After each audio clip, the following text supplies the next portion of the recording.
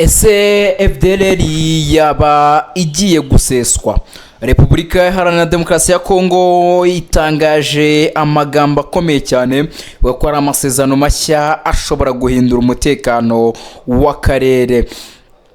Uyu munsi tugiye kurebera ku nkuru iri gukurikirwa cyane nyuma y'uko ikinyamakuru Jeune Afrique itangaje ko leta ya Repubulika Iharanira Demokarasi ya Kongo yatangiye kugeza ku bihugu n'abafatanyabikorwa bayo nyandiko ivuga ku kwambura intwaro no gusenya umutwe wa FDLR.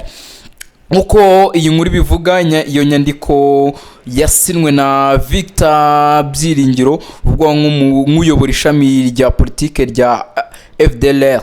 Leta y'Kinshasa ivuga ko iyi gahunda ishobora kurangira umutwe wa FDLR usheshwe burundu, ibintu ushobora kubona nk'intambwe ikomeye mu gushaka amahoro mu burasirazuba bwa Repubulika Iharanira Demokarasi ya Kongo. Ariko se ayo masezerano ateganya iki? Ni gute abarwanyi ba FDLR bazamburwa intwaro bishobora guhindura umubano hagati ya RDC n'u Rwanda? Kandi se ni izihe ngaruka bishobora kugira ku mutekano wo mu karere? Ibi byose nibyo tugiye kubagezaho muri iyi nkuru idasanzwe irimo amakuru aba yasesengwe kandi yacukumbuwe. Nawe icyo uri gusabwa ni ukujya aho hasi ari subscribe, wakandaho ubundi tugakomeza kubana ibiganiro bitandukanye nk'uhaye ikaze. Uko ubutegetsi bwa Kinshasa bivuga, iyo nyandiko yasinwe ku mugaragaro na Victor Byiringiro uvugwa nk'uyobora ishami rya politike FDLR. Leta ya LDC ivuga ko iyo gahunda igamije gutuma abarwanyi ba FDLR bitanga ku bushake bagashyira intwaro hasi, hanyuma hagatangira gahunda yo kubasubiza mu buzima busanzwe. Nkuko Repubulika Iharanira Demokarasi ya Kongo ibisobanura, iyi gahunda ntabwo igamije gusa guhagarika imirwano, ahubwo igamije ko nyuma y'ikiciro cyo gukangurira abarwanyi kuva mu mutwe wa FDLR isheshwa burundu. Abayobozi ba Kinshasa bavuga ko nibigerwaho bizakuraho kimwe mu bibazo by'umutekano bimaze igihe bivugwa mu burasirazuba bwa Repubulika Iharanira Demokarasi ya Kongo.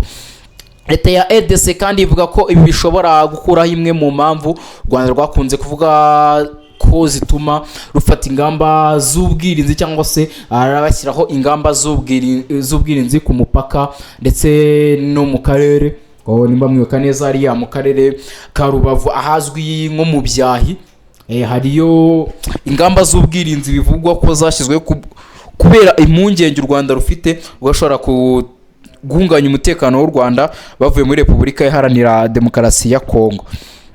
Ikitonderwa cy'ingenzi kugeza ubu, aya makuru ashingiye ku byatangajwe na Jeune Afrique ndetse n'ibisobanuro byatanzwe na leta y'Kinshasa. Nta gisubizo turabona cya leta y'u Rwanda cyangwa icya FDLR ku mugaragaro kiri muri aya makuru turi kubabwira, ariko nyine nibiri kuvugwa. Ariko FDLR ni umutwe ki? Wavutse ute? Kuki umaze imyaka myinshi uvugwa mu bibazo by'umutekano by'umurasirazuba bwa Repubulika Iharanira Demokarasi ya Kongo?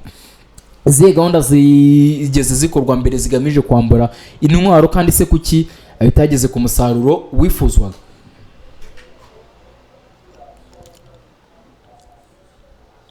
FDLR ni umutwe w'abarwanyi. Ubundi FDLR mu magambo arambuye ni Force Démocratique de Libération du Rwanda. Ni umutwe witwaje intwaro umaze imyaka myinshi ukora mu burasirazuba bwa Repubulika Iharanira Demokarasi ya Kongo. Umutwe washinzwe nyuma y'ibyabaye mu Rwanda mu mwaka wa 1994, aho bamwe mu bawugize bakomotse mitwe n'ingabo zahunze zijya muri icyo gihugu. Bavuga ko uyu mutwe wiganjemo abasize bahekuye u Rwanda cyangwa se abasize bakoze jenoside muri Mata 1994. Imyaka yakurikiyeho ibikorwa by'umutwe byagiye biba kimwe mu bibazo by'umutekano bivugwa kenshi burasirazuba bwa Repubulika Iharanira Demokarasi ya Kongo. Impamvu FDLR ikomeza kuvugwa mu myaka ishize, FDLR yakomeje kuvugwa mu biganiro byinshi byerekeye umutekano wo mu karere. Leta y'u Rwanda yakomeje kuvuga ko uwo mutwe ugiteye ikibazo ku mutekano wayo kandi ko ugomba kwamburwa intwaro no gusenwa. Ku rundi ruhande, leta ya Kinshasa nayo yagiye itangaza ko ishaka ko imitwe yose itwaje intwaro ikora ku butaka bwayo ishyira intwaro hasi, akubarizwa gahunda zo gusubiza abarwanyi ubuzima busanzwe. Iki kibazo cyakomeje no kugaruka mu nama zihuza ibihugu byo mu karere n'imiryango mpuzamahanga. Ariko hari ikintu gito nshaka kuvuga kuri FDLR, ariko reka dukomeze ndaza ku kibazo tumeze nk'abasoza iyi nkuru cy'u Rwanda rujya gutangaza kuri uyu mutwe ndetse no kuba wakamburwa intwaro. Nk'uko leta ya Kinshasa isobanura muri iyi nkuru, gahunda nshya iteganya ko abarwanyi ba FDLR bazitanga ku bushake. Nyuma y'ibyo hazakurikiraho gahunda yo kubambura intwaro no kubafasha gusubira mu buzima busanzwe. Leta ya Kinshasa ivuga ko intego ya nyuma ari uko FDLR iseswa burundu.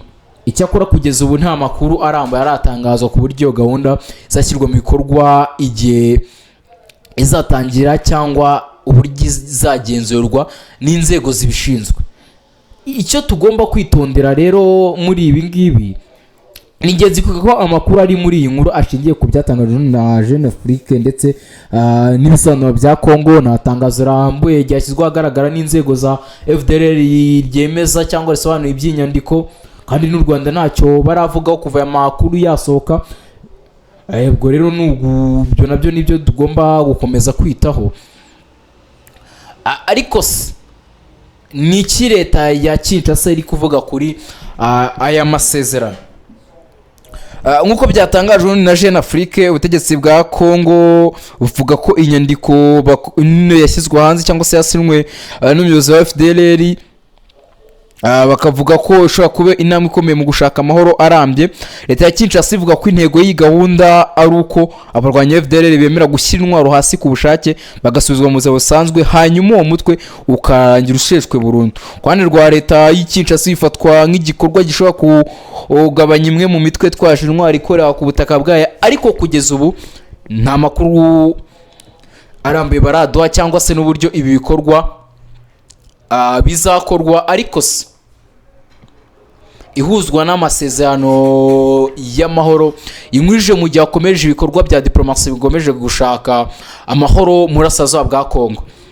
Mu mezi ashize habaye ibiganiro n'amasezerano atandukanye agamije kugabanya ubushyamirane no gushakira umuti ikibazo cy'umutekano mu karere.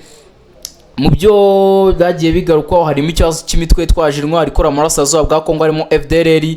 Leta y'i Kinshasa ivuga ko niba gahunda yo kwambura intwaro no gusesa FDLR igerwaho, ishobora kuba imwe mu ntambwe zifasha kugabanya amakimbirane no gushyigikira inzira y'ibiganiro by'amahoro.